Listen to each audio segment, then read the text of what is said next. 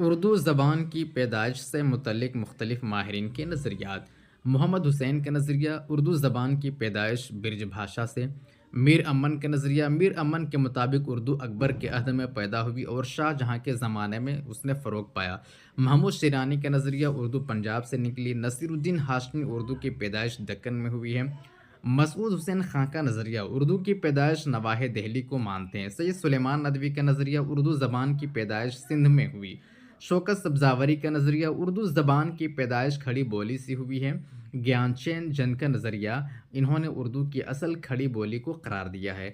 महिउद्दीन कादरी ज़ोर का नज़रिया क्या है, उर्दू पंजाब से निकली है। मजमूई जायज़ा हम देखते हैं, लिसानियात के बेशतर माहिरीन का ख़्याल है कि उर्दू दहली और उसके क़ुर्ब व जवार के इलाक़ों में बोली जाने वाली खड़ी बोली से निकली है, जो कि यही ज़्यादा राजिह है।